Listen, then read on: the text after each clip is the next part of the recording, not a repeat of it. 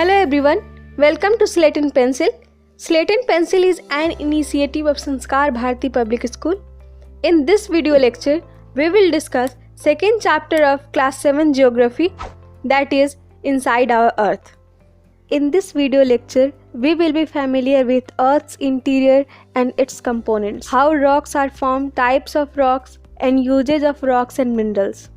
In the previous chapter, we learned about the physical environment and the biological environment. To know more, check the links in the description below.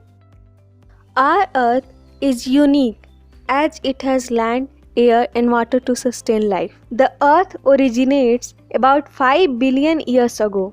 In the beginning, it was hot and molten, but slowly it cooled down and acquired the present form and shape. During its cooling process, the denser materials like iron, nickel, etc. gathered in the center, while the lighter ones like silicon and aluminium stays in the outer shell. Gradually, the Earth acquired several concentric layers that form the interior of the Earth. You might have seen an onion. Just like an onion, the Earth is made up of several concentric layers, with one inside another. Similarly, the Earth has also different layers. These layers are broadly categorized as crust, mantle, and core. Let us begin with crust. It is uppermost solid and thin layer of the Earth. It consists of continents and ocean basins. On the continents, its thickness is about 35 km, while it is 5 km on the oceanic floor. Crust makes up only 0.5% of the volume of the Earth. The crust is made up of many elements such as oxygen, sulfur, sodium, etc.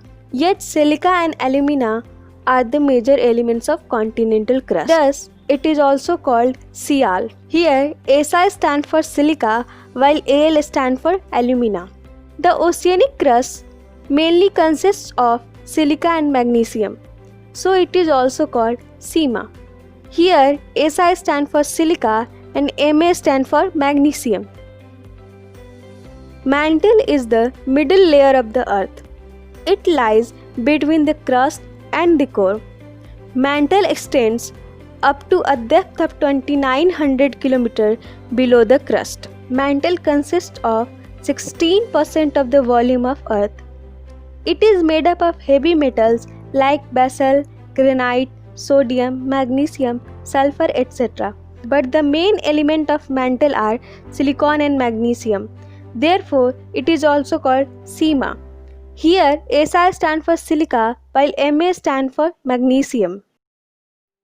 Core is the innermost layer of the Earth. It extends from 2900 km to about 6400 km below the crust.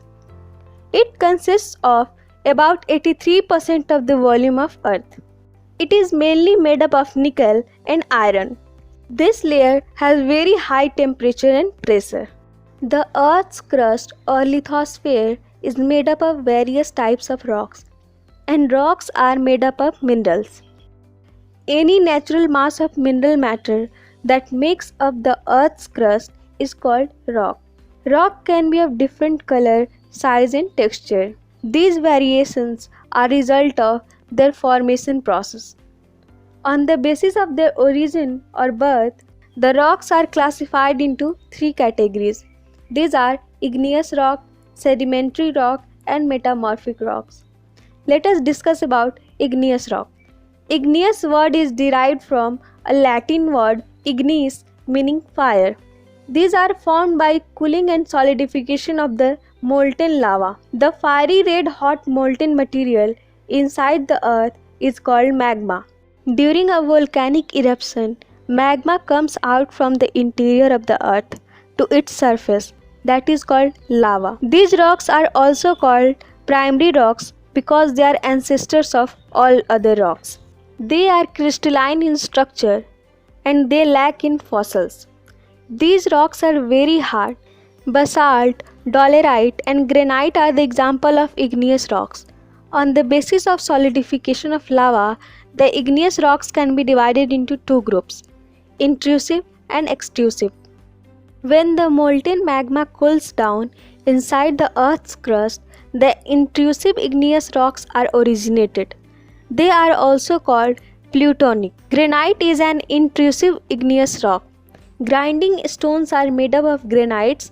These stones are used to prepare paste or powder of spices and grains. When the molten lava comes on the Earth's surface, it cools down and becomes solid to form rocks. These are also called volcanic rocks. They have a very fine-grained structure. Basalt is an extrusive igneous rock. The Deccan Plateau of India is made up of basalt rocks. These rocks form black soil which is best for cotton cultivation. Let us discuss about sedimentary rocks. The word sedimentary is derived from Latin word sedimentum, meaning settle down. These rocks are formed by sediments of other rocks which are broken down through action of various weathering agents such as running water, wind, glaciers, etc. The tiny particles of rocks are called sediments. With the passage of time, these sediments transported and deposited by wind, water, etc.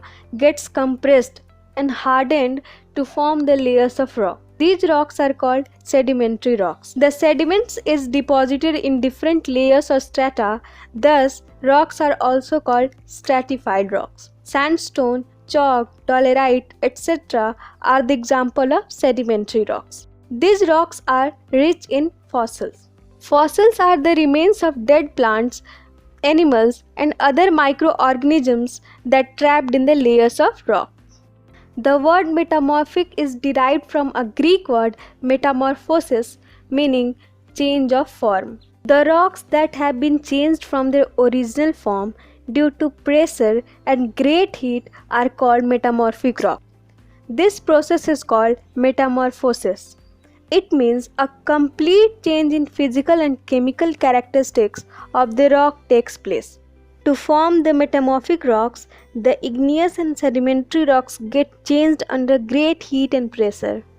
The process of metamorphosis takes place over long periods of time.